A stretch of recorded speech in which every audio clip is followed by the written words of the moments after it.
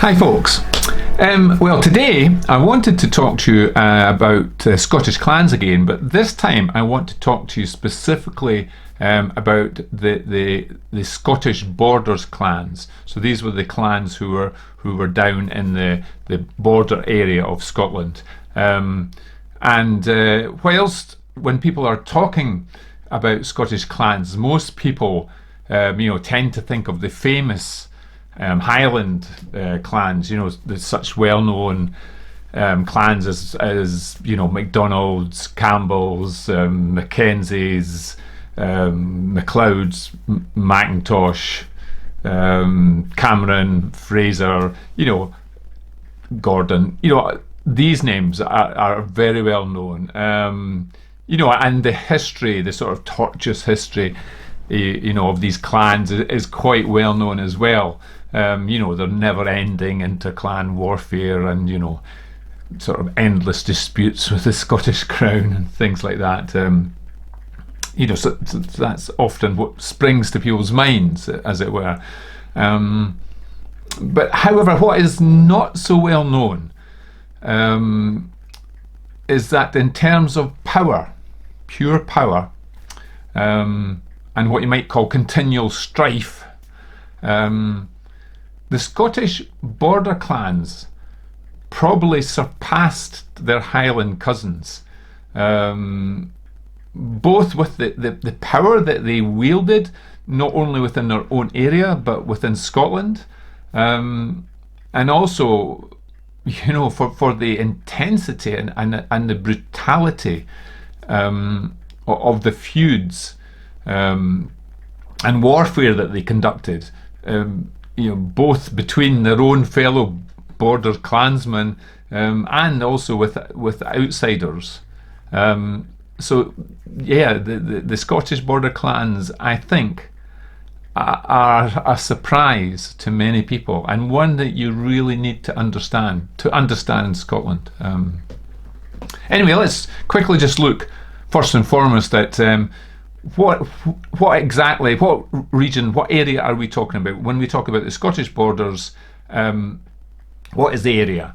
And you can see on the map here that I'm showing it, and so really it encompasses the current Scottish local authority regions that we call, so of Scottish borders, but also includes parts of Dumfries and Galloway and parts of South Lanarkshire. So it was a large area of land, and for over 300 years, warfare raged along this sort of almost entire border area. And really that area became pretty much a lawless state from the viewpoint of the Scottish monarchs, and really it was held in control by the powerful border clans and families of that area. And as I mentioned, these clans, these families, also wielded huge power out with their own domains in Scotland in general. And I thought a prime example of this, the number one example of this, is the famous Clan Douglas, who hailed from Lanarkshire, from South Lanarkshire, where there is a town today called Douglas. So this clan held vast territories, not only in the borders where they were very strong, but also in and around Edinburgh in what's called the Lothians. They held lands there. They held lands further north and east of in the parts of Scotland, up in what's called Angus and Moray, which is way up in the northeast. And they even owned lands in France and Sweden. And I'm pretty sure that there are descendants of Clan Douglas in Sweden, quite famous descendants today. So the Douglases were one of Scotland's most powerful families for hundreds of years. So this is a Scottish borders clan. This has nothing to do with the Highlands. and the Douglases, in terms of power, were way ahead of the power of any Highland clan. And certainly during the late Middle Ages, they often were the real power behind the throne, and really the Stuart kings of Scotland, which you may have heard about. So that's the King Jameses and Mary Queen of Scots, a whole line of kings that are called the Stuart monarchs. By and large, the Douglas clan were the power behind that throne. So an immensely powerful family. Now, one of the best known Douglases. Now, there's many, and I'm sure I'll get lots of comments from descendants of Clan Douglas. However, the one I've chosen to pick about, one of the, what I think is one of the most well-known, best-known of the Douglas clan, was a gentleman who's called the Good Sir James Douglas. The Good Sir James Douglas. Well, that's what he was known in Scotland, right? The Good Sir James Douglas. In England, they had another name for him. Down in England, he was called the Black Douglas. And I'm just going to tell you why that came about. So, let's call him his Scottish name, the Good Sir James. He was Robert the Bruce's, King Robert the Bruce, famous Scottish king. The Good Sir James was King Robert the Bruce's most trusted lieutenant, and he stayed with him all throughout the Wars of Independence. After the success of that, and Bruce was king, and subsequently Robert the Bruce died, and after his death, Sir James was charged with carrying Robert the Bruce's heart, encased in a lead casket, to the Holy Land for burial, which Robert the Bruce had wanted done to atone for his sins. Now, unfortunately, Sir James never makes it. He and his men are killed en route to Palestine when they were in Spain, and they were engaged in fighting the Moors in Spain, and sadly they were killed. And as an aside, subsequently, Robert Bruce's heart is returned to Scotland and buried at Melrose Abbey. However, the point I was trying to make there was that Sir James, it showed how high up in the ranks of nobility this member of Clan Douglas had risen, that he and he alone was entrusted with this sort of sacred duty to Scotland's fallen king. And I think that shows the power then that Clan Douglas must have held. Going back to his name and the Black Douglas and the Good Douglas, as it were, the reason he was known as the Black Douglas in England was that Sir James was an expert at what today we would probably call guerrilla warfare. So he realised that Scotland probably didn't have the same manpower and strength that, say, the English army would have. So the way he fought was that he would raid with his men deep into England, and it's far south as Yorkshire, the south of Yorkshire, and the River Humber, which is quite far south into England. And the way they did that was they rode into battle on small light horses. They were a very mobile fighting unit. They could advance and retreat very, very quickly. So they would raid in, and then just as quickly they would melt away. These raids caused as much panic throughout northern England, as the Viking raids of many hundred years previously had caused. And Sir James became what you might call the bogeyman of a well-known Northern English lullaby, which mothers used to sing to their children, and it went, "Hush ye, little pet, hush ye, do not fret. the Black Douglas shall not get ye. So that was how that name came down into history. As an aside, actually, the Douglases then adopted the name Black Douglas, I suppose as a sort of measure of their power, as it were. So coming back to the power that was held by border people rather than, say, the Highlands, and you know, of course, King Robert the Bruce himself was from the borderlands. Prior to seizing the throne of Scotland, his title was Earl of Carrick and Lord of Annandale.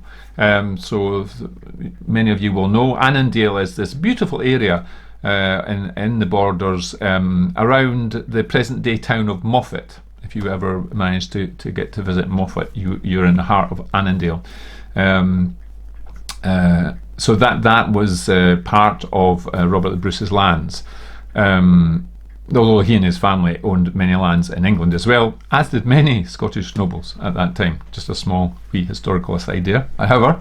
Robert the Bruce's great competitor for the throne of Scotland was a man called John Comyn, and his family, they were a major power up in the Highlands. So he had Robert the Bruce from the borders. The main power was the borders, Lord of Annandale, and the Comyn from the north. As you may well know, Robert the Bruce stabbed Comyn to death before the altar in Greyfriars Church in Dumfries, and then subsequently went on to be crowned King of Scots, and then led the Scottish army to victory over the English at the Battle of Bannockburn. So I think there you can see, just in those two families, the Douglases and the Bruces, how much power was held by people from the borders in Scotland at that time. So that's the 13th and the 14th centuries. So really, you know, this is the power in Scotland. This is where it lay. And to be honest, that's really how it remained, you know, for the next 300 years. So coming back to, I mentioned about strife as well, how the borders were continually involved in strife, the border clans. So there's an important aspect to this, which again the Highlands didn't have, and it differentiates the viewpoints, I think, is that for the next 300 years, Scotland and England were frequently at war. And what happened was those wars often devastated, you know, the lands and the livelihoods of the people living in the border area, because armies advanced and retreated throughout that year. Scottish armies invading England, English armies invading Scotland, all passed through the borders. And all those armies, regardless of whether they were Scottish or English, devastated the land. They wanted, at the very least, they wanted provisions. But obviously, if they thought someone wasn't supporting them, there would be murder and pillage and houses burned. You know, so this went on all the time. So what happened then? What evolved out of that was that borderers, as they would be called, or border clans people, tended to stick close to their own kin. That's what came out of this, and they tended to seek for security for their family and for their kin. They would seek it themselves through their own clan strength and cunning. They were the two words that they would think about. So you know, the authority of the crown was often weak. And for a clansman in the borders to be loyal to some feeble or distant monarch, which didn't seem to provide any security for them, you know, just didn't work. What did work was look after yourself and your kin. And that became the watchword in the borders. And what evolved out of that were a band of men called the border reavers. So the word reavers comes from a Scottish verb called reave, which means to plunder and to rob. And I think there are similar words. There certainly is a similar word in Old English, and I believe there's a similar word in Dutch and German. Maybe some of you viewing this will be able to confirm that to me. So reave means to plunder and to rob in the Scots, Old Scots. So they were called border reavers, these men. So these clansmen, the way they made their living was by raiding other clans and families in the borders area, on both sides of the borders. Didn't matter whether they were Scotland or England. And they would steal cattle. Primarily they would steal cattle and sheep, but they would also steal anything else that was easily transportable, because that's again how they did it. Quick, fast raids and back out again. And this became a way of life for the border clans. This was how they lived. And they were proud of it. And this was a profession that would be passed down, encouraged to the next generation. They would show them, this is how we live. This is how we survive. This is how we stay alive. So it was interesting. A very interesting point, I think, there about this whole aspect is that it wasn't as if the reavers just attacked amongst themselves or just, say for instance, fought the English. Not at all, right? So border clans had an allegiance to their family. That was what it was about, to their own clan. And it didn't matter what country, it didn't matter who else, right? So they weren't fighting on behalf of Scotland or England. They were fighting because they were a Douglas. They were fighting because they were an Armstrong. They were fighting because they were a Kerr. That's why they were fighting. And they would fight anybody for that. So what you found was that the relationships between the clans, fluctuated hugely.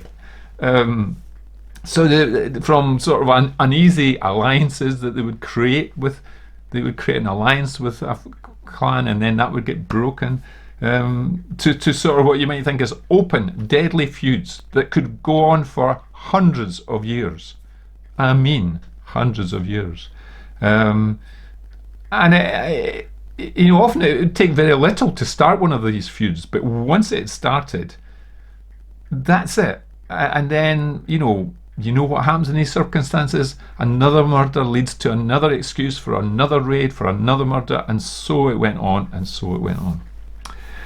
So that was a feature of the life there, and that's how it evolved. But largely caused, I think, or initiated because they had no security. Scottish armies were coming south, raiding England. English armies were invading Scotland, always going through the borders. And their life had no security unless they could provide it themselves. Unlike, again, a viewpoint of clansmen is that they all wore kilts. No. Not down in the borders. Nah, not at all. What they did wear was they wore trousers, trews, and then here around the chest they wore an armoured breastplate, and that was called a jack-of plate, and it was made of small iron plates that would be sewn between layers of felt and canvas and things like that, and they would wear that for protection. On their heads, a steel bonnet. And they would have then very sturdy riding boots. That was what the border reavers wore. How would they be armed? Certainly not with a claymore. They would be armed with a light lance, a small spear, and a small shield to protect. So they would ride people down and stab them with their shield, their lance. They would, of course, have a sword and probably a dirk, but theirs wasn't the sort of Highland charge of the Highlands clansmen holding a big claymore. No. They fought on horseback, fast, with these lances. Later on, obviously, they would carry a pistol or two, probably a couple of pistols, once they had been invented and became available. So the way it worked in the borders, in an effort to stop this lawlessness on both sides of the border, the borders had been divided into what were called marches. So there was an east march, a middle march, and a west march in Scotland, and also the same in England. And each march had a march warden appointed, who would be a very powerful figure. And it was the duty of the march warden to preserve the law and deter raiding. However, this never worked, because most of the march wardens were themselves heavily involved in reaving, and so the pillaging, the murder just continued. Some of the well-known border clans names. Now, I know I'm going to miss a lot here. There are so many, but I just wanted to highlight, some of the better-known ones, in case some people are aware this is a border clan, but quite a lot of people aren't. So some of the better-known ones would be Armstrong, Johnson, Scott, Elliot, Fenwick, Bell, Nixon, Maxwell, Kerr, Dodd, Tate, Howard, Cecil, Hume, Crozier, Forster, Graham, Irvin, Robson, and of course Douglas. And these names are still very common today, right across the border country. And these, an important point to note is that these clans could often hold sway over lands that were both in Scotland and in England. The border clansmen had no respect for international boundaries. So if they could get charge over a land in England or in Scotland, that's what they would do. And that is a feature of the border clans, is that this is what could happen. Now I'm going to tell you a few stories, just a few stories about border clans, and I'm sure I'm going to upset lots of people here, because if you're from one of the ones I'm going to mention, it may be that you're not going to take too kindly to it. But anyway, these are just simple anecdotes, but to give you a flavour of these border clans. So I think the Armstrongs were regarded as being the most feared riding clan in the border area. They could put over 3,000 men, fighting men, into the saddle. Now in those days, that is a major power. I mean, a king would struggle to fight against 300 highly mobile fighting men, experienced fighting men, men who knew exactly what to do. That was the Armstrongs. And one of the most famous raving characters is a guy called Johnny Armstrong, and I remember being told about him, when was it, 30 or more, 35 years ago. A man down the borders told me about Johnny Armstrong. Anyway, the Johnny Armstrong hailed from a great little borders town called Langham. It's quite down pretty near the border. If you ever get a chance, it's a little mill town. If you get a little chance, you should pop into Langham. He was also called Johnny of Gilnockie. I'll give you a little historical aside. Was that time when I was told about Johnny Armstrong, I was invited to look round Gilnockie Tower. I was invited to Gilnockie Tower, sorry, and I was there with a couple of people, and we'd had quite a bit to drink, and so I was invited to go up to the top of the tower to have a look, and the gentleman was trying to open the door, and the door was really stiff, and then he pushed his shoulder into it, and he went charging out, and he nearly went right over the battlements of the tower, mostly because we'd had a fair bit of whiskey, which we shouldn't have had. Anyway, that's by the by. He didn't, so we were okay. So I always remember Gilnockie Tower. That one stuck in my mind. Anyway, Johnny Armstrong, also called Johnny of Gilnockie, he would raid into England from Scotland when Scotland was powerful, right? And then he would change allegiances, when it reversed, when England was more powerful. He'd raid into Scotland, and this was, he was an excellent, par excellence, at this kind of activity. He had a band of 160 fighting men, and he became renowned for these raids he did constantly backwards. So, and ultimately, what happened to Johnny was that his all these activities, as you might call them, he became such an embarrassment to the king at that time, King James V of Scotland, because it made the king look like a weak, this weak person sitting up in that Edinburgh can't stop this. And I think at that time the Scots were trying to have some diplomacy with England and trying to engage in some talks about peace, and Johnny and his men kept disrupting this. So anyway, what happened was that the king had him captured, and Johnny was apparently, so I'll have to say apparently because obviously I don't know for a fact, but I'm pretty sure this is well known, is that he was promised safe conduct. So he was captured and he was promised safe conduct by the king. However, that didn't really pan out like that, because the king had Johnny and 36 of his men hung at Carlinrigg Chapel, which is just south of the Borders town, the famous Borders town of Hawick. If you were ever in Hawick, you could perhaps go to Carlinrigg Chapel, because I believe there's a memorial there to Armstrong, Johnny Armstrong and his men there. Anyway, so that's what happened to one of the most famous reavers, Johnny Armstrong, and I think that's an indication of the problem the Scottish Crown had with the Scottish Borders clans.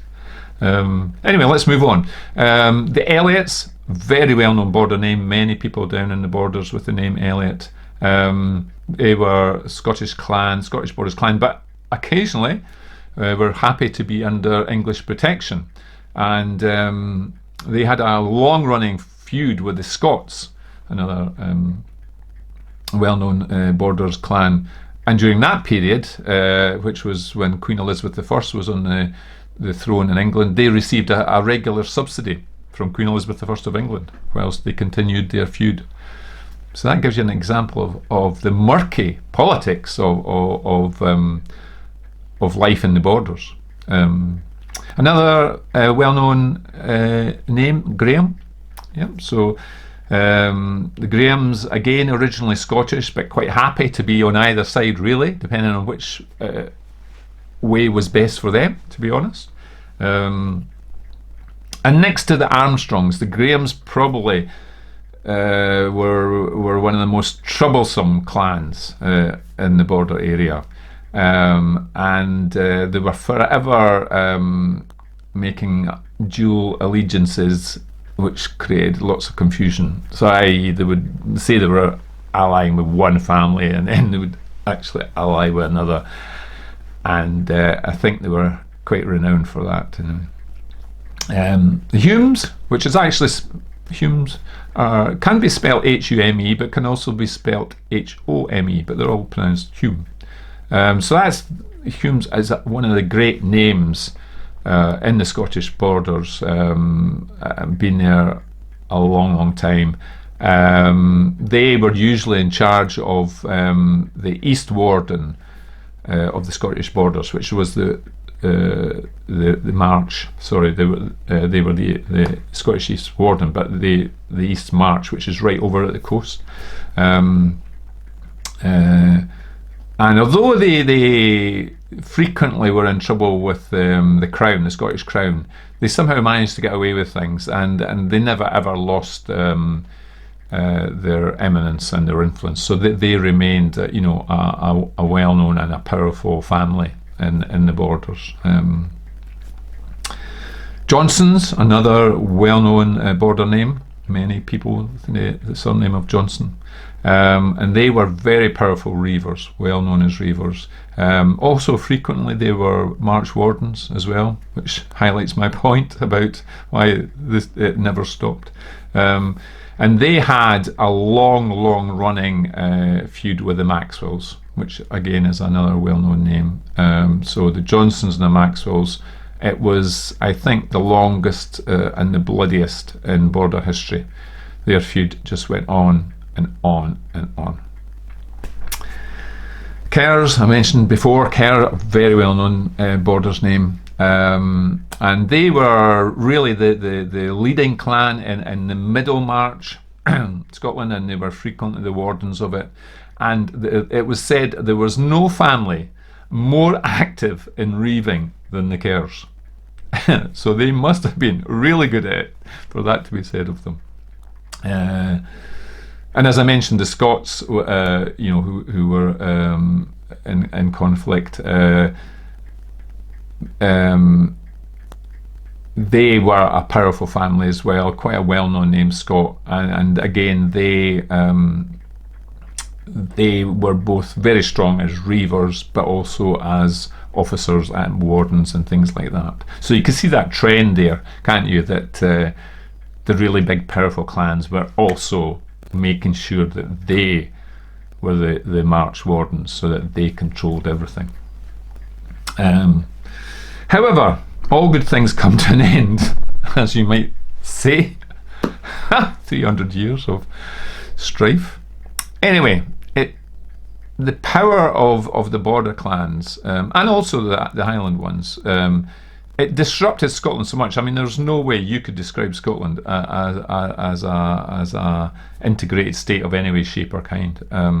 Anyway, these activities were disrupting Scotland so much that in 1587 the Parliament of Scotland in Edinburgh passed a statute.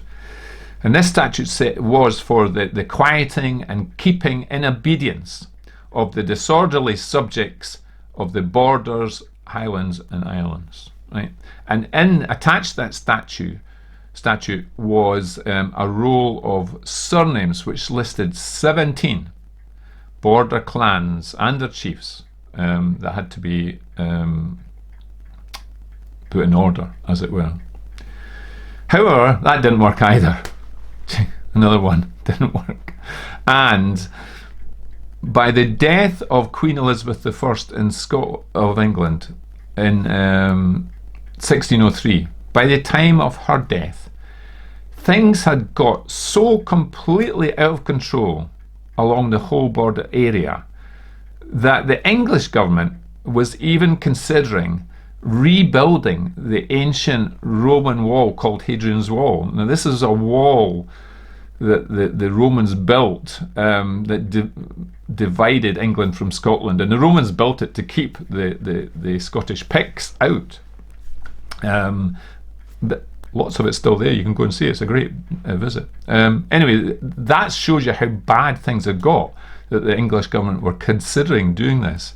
And then what happened was Elizabeth I passed away, and for a week after that there was a terribly violent outbreak of raiding, and it became known as Ill Week, because it was so bad. And the reavers, what the reavers said, which you could say was a mistaken belief, but I think it was just kind of a convenient belief, if you ask me, was that they said that the laws of a kingdom were suspended between the death of a sovereign and the proclamation of the successor. So that was their excuse. The Queen's dead and the new one hasn't been appointed yet, so therefore anything goes. Anyway, but what happened was then this led to the demise. Well, not the demise, but to reduce the power of the border clans, but also that ended border reaving was, many of you will know, following the death of Elizabeth I of England, who is asked to become King of England, the Scottish King, King James VI of Scotland. So he becomes King of Scotland and King of England, and that's called the Union of the Crowns. So all of a sudden, they are now facing up to the fact that they have a powerful king who is in charge of both sides of the borders, and they can't play off one side against the other anymore. So James set about curtailing the reaving. He abolished the marches, he abolished the march wardens, and he introduced an Act of Parliament which was to address the utter abolition of hostility between England and Scotland, and for repressing all the disorder that lies there, and that's how he started out, and that led to the demise of reaving, as it were. The border clans continued, but they weren't able to carry on this life that they'd had for 300 years of reaving. So I feel, in many ways, that the history of the border clans, you know, and especially with the associated reaving, has a lot of similarities to that, in a way, of the American Wild West. You know, because border clansmen certainly, you know, had their own share of outlaws and corrupt sheriffs and officials, deceit and treachery, you know, and murder and raiding was commonplace, you know. So those aspects of the Wild West, you know, were a bit evident in the Scottish borders. But, you know, a little bit like the Wild West as well, border clansmen produced great characters and great stories of loyalty and courage, you know. So you also had them as well. What I feel, this is a personal view of mine, is that what it most certainly did do, and which again is perhaps similar to the Wild West, is that that period in Scotland, what it did in the borders was it produced, you know, a fine, independent people, you know, who have strong qualities of resilience and resolution and independence, and that was because it was these long, bloody years that their forefathers went through, and that's what it does. And those qualities are still evident, you know, in the people who live today in the Scottish borders. And in my video, the video you can watch on YouTube about the Scottish borders, you'll hear me talking about that. There's this huge streak of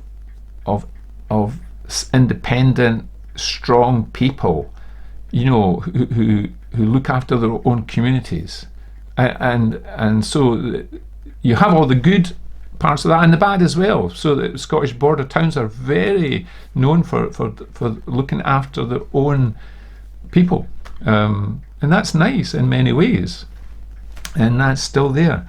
And it's interesting that those qualities aren't just evident in the Scottish borders, because you know, when King James VI of Scotland and England set about sorting out the border reaving problem, many borderers were banished, and a lot of them were emigrated to Ulster, where they were farmers in Ulster, and then subsequently quite a lot of them emigrated then to America, and they became known there, and you may know this, people in America may know this phrase, they became known there as the Scotch-Irish, and quite famous, really, and they made a major contribution to that fledgling nation as America became independent and grew, and Scotch-Irish are well known, and many of them were from the borders, and you can find many border clan names can still be found in areas of America that had a lot of Scotch-Irish immigrants, and especially, you know, I think all around the Appalachians, where they were very strong. So you can sense that thing that was produced in them over that span of 300 years, you know, these fine people and the qualities that they had then went on to use those again in a new country, and first in Ulster and then over into America, and And I think what is tremendous is that in 1969, a descendant of the Scottish borders, Neil Armstrong, with one of the finest borders names, yeah, and he's descended from somebody from Langham, that same borders town as his famous reaver forefather Johnny Armstrong. So Neil Armstrong, descendant from somebody in Langham, right? He became the first person to set foot on the moon. So I think who could dispute that the Scottish border clans have really, really made their mark on history?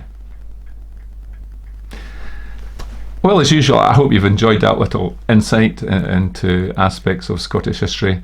If you do, then please tell your friends and encourage more to watch them. I'm always just keen to as many people as possible to see these videos. And until we meet again, as I say, I just want to wish you all the very best from Scotland.